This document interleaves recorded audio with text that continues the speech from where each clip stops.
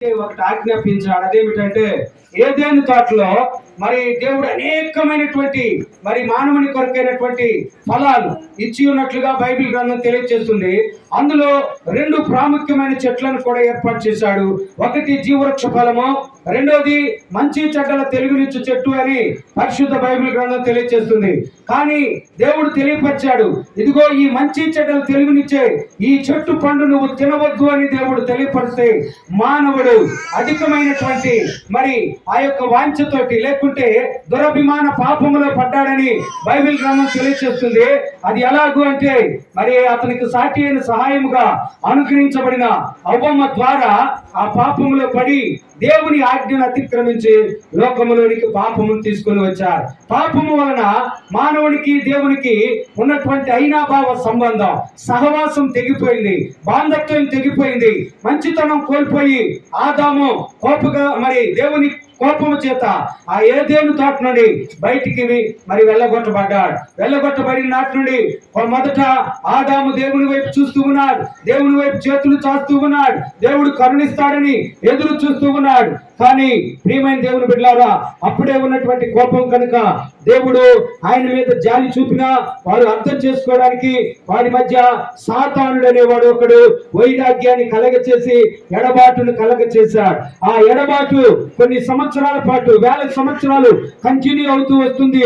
కానీ దేవుడు మాత్రం మనిషిని ప్రేమిస్తూనే ఉన్నాడు. దేవుని మాత్రం మనిషిని మరి కొరకు ఎదురు చూస్తున్నాడు. అయితే మనుషుడు తన అపరాధమును విడిచిపెడితే తిరిగి ఆహ్వానించడానికి, తిరిగి చేర్చుకోవడానికి, తిరిగి హక్కును చేర్చుకునే ఆలోచన దేవునికి ఉంది. కానీ మనుషుడు మాత్రం ఆ యొక్క అపరాధాన్ని విడిచిపెట్టలేని బలహీనుడుగా ఉన్నాడు. కారణం ఏంటంటే మనుషులు కేవలం బలహీనమైనటువంటి తలంపులు కలిగి బలహీనపరచబడు దేహంతో. అందుకని ఇక్కడ వాక్యం చెప్తుంది, అదే రోమాపత్రిక 5వ అధ్యాయము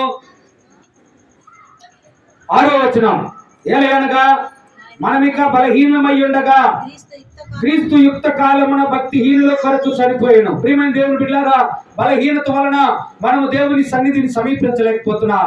ఏమిటా బలహీనత అంటే దేవుని ప్రేమను అర్థం చేసుకోలేకపోవడం, దేవుని యొక్క ప్రణాళికను అర్థం చేసుకోకపోవడం, దేవుని యొక్క ఉద్దేశములు, దేవుని చిత్తము ఎరగకపోవడం. అయితే యేసుక్రీస్తు ఆ బలహీనులమైన మన కోసము ఆయన శరీరధారిగా నరరూపిగా ఈ లోకానికి వచ్చాడు. ఆయన మొదట దేవుని యొద్ద ఉన్నాడని ఆదియందు వాక్యము నేను, వాక్యము దేవుని యొద్ద ఉండెను, వాక్యమే దేవుడై ఉన్నాడు.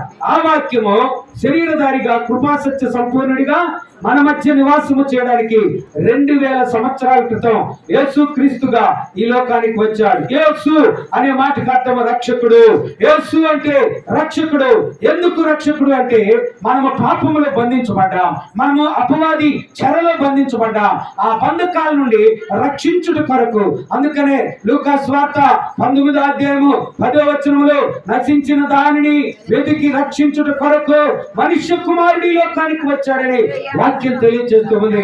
మనమందరము నశించిపోతూ ఉన్నాం, సాతాను యొక్క హుచ్చులో పడిపోయాం, అపవాది బంధకాల్లో బంధించబడ్డాం, అపవాది ఇనుప కాడి కింద నలగొట్టబడుతూ బంధించబడిన మనల్ని యేసయ్య ఆ యొక్క కాడి నుండి విడిపించుట కొరకు దానికి ఒక రుణము మరి ఉన్నట్లుగా బైబిల్ చెప్తుంది.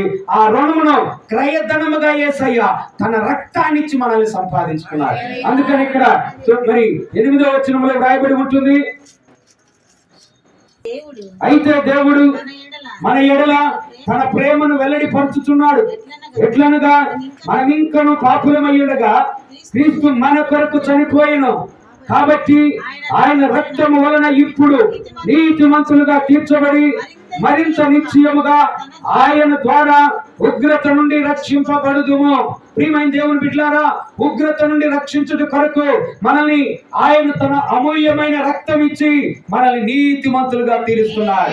కారణం ఏంటంటే మనమందరము ఆజ్ఞను అతిక్రమించి పాపము చేశాము కనుక నీతిమత్వాన్ని కోల్పోయాం, దేవుని సన్నిధిని దూరం అయిపోయాం, పరిశుద్ధతను కోల్పోయాం. ఆలోచనలోను, తలంపుల్లోను, ప్రవర్తనలోను, మాటల్లోను, క్రియల్లోను అన్ని విధాలుగా పాపములోనే పుట్టి పాపములోనే పెరిగి పాపములోనే నశించిపోతున్న మనలను 2000 సంవత్సరాల క్రితం యేసుక్రీస్తు ప్రభువారు ఈ లోకంలో మన కోసం వచ్చి ఆయన అమూల్యమైన రక్తము ద్వారా మనల్ని విమోచించడానికి తన రక్తాన్ని క్రయధనంగా ఇచ్చారు. కాబట్టి 10వ వచనం చెప్తుంది, ఏలయనగా శత్రువులమై ఉండగా ఆయన కుమారుని మరణము ద్వారా మనము దేవునితో సమాధానపరచబడిన ఎడల సమాధానపరచబడిన వారమై ఆయన జీవించుట చేత మరి నిశ్చయముగా రక్షింపబడదుము. ప్రియమైన దేవుని బిడ్డలారా, మనం ఒకప్పుడు శత్రువులమయ్యాం ఆయనకి. ఎలాగా?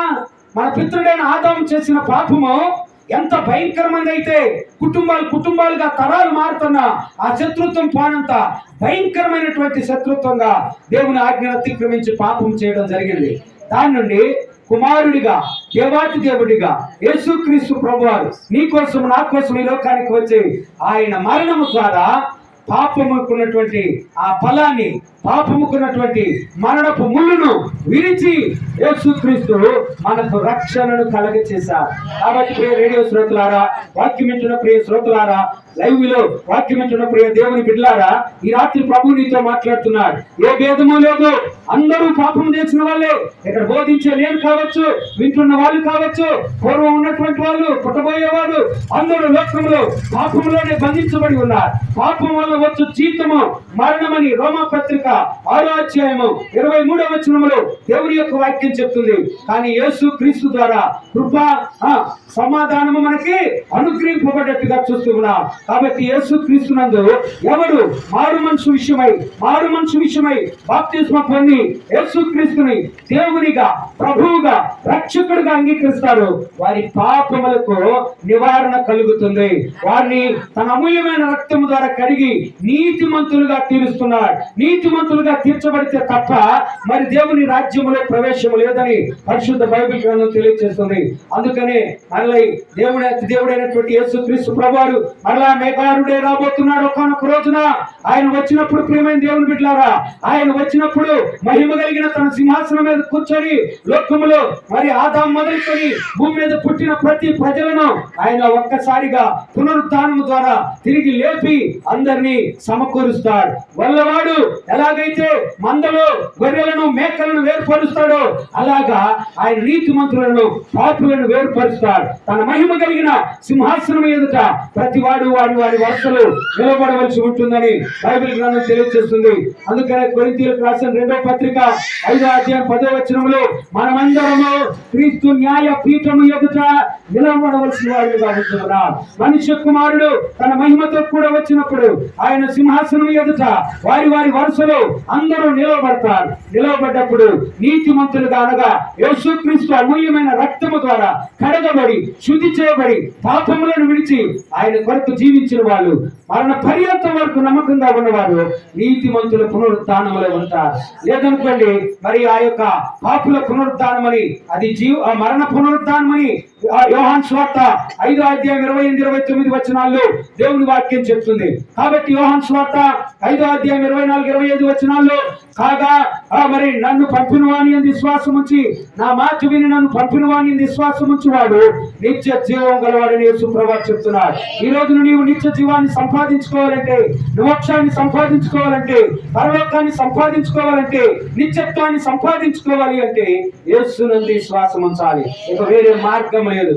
కారణం ఏంటంటే నేనే మార్గము, నేనే సత్యము, నేనే జీవం అన్నాడు. జీవమయ్యున్న దేవుడు నీకు జీవాన్ని ఇవ్వాలంటే ఆయన ఆహ్వానించిన మార్గంలోకి రావాలి, సత్యాన్ని అనుసరించాలి. సత్యము నిన్ను సర్వ స్వతంత్రులుగా చేస్తుందని బైబిల్ గ్రంథం తెలియజేస్తుంది.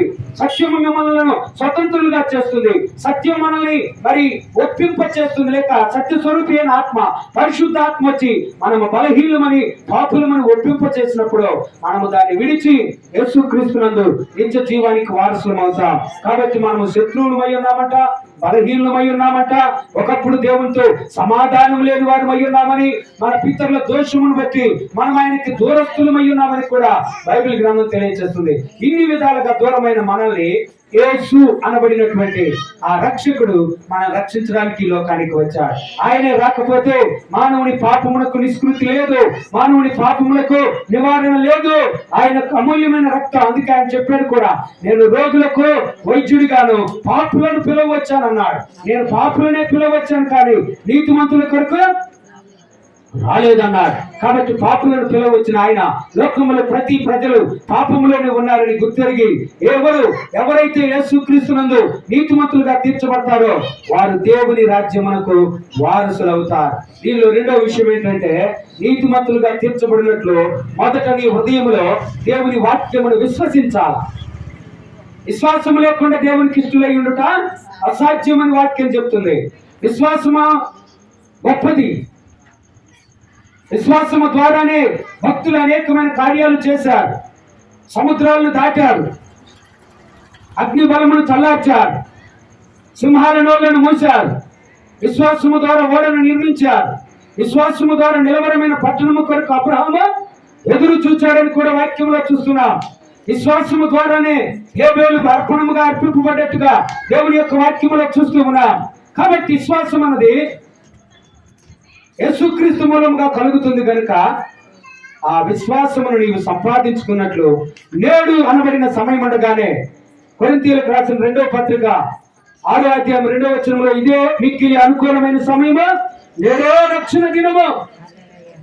హెబ్రీ పత్రిక 2వ అధ్యాయం 3-4 వచనాల్లో, ఇంత గొప్ప రక్షణను నీవు నిర్లక్ష్యము చేసిన ఎడల ఎలాగూ తప్పించుకుందువని వాక్యం చెప్తుంది. రోమా పత్రిక 9వ అధ్యాయం 48వ వచనంలో, అగ్ని ఆరదు, పురుగు చావదు కనుక ఆ నరక యాత్ర నుండి విడిపించడం కోసమే, ఆ అగ్ని బలము నుండి విడిపించడం కోసమే, పాతాళము నుండి విడిపించడం కోసమే యేసుక్రీస్తు ప్రేమ అయిన దేవుడు, ప్రేమ స్వరూపి అయిన దేవుడు నీ కోసం నా కోసం ప్రాణం పెట్టాడు. ఇప్పుడు ఆయన రక్తంలో కడగబడితే తప్ప నువ్వు నరకము నుండి తప్పించుకోవటకు మరొక మార్గం లేదు. మరి నువ్వు ఈరోజు యేసు ప్రభువుని దేవునిగా, ప్రభువుగా, రక్షకుడిగా అంగీకరిస్తే, నీ బ్రతుకులో యేసుక్రీస్తు ఉంటే నువ్వు నరకము నుండి విమోచింపబడతావు, పాతాళము నుండి విడుదల పొందుతావు. ఇదే మిక్కిలి అనుకూలమైన సమయం, నేడే రక్షణ దినం. ప్రభు మిమ్మల్ని రక్షించి పరిశుద్ధపరిచి నీతిమంతులుగా చేయును గాక. ఆమేన్.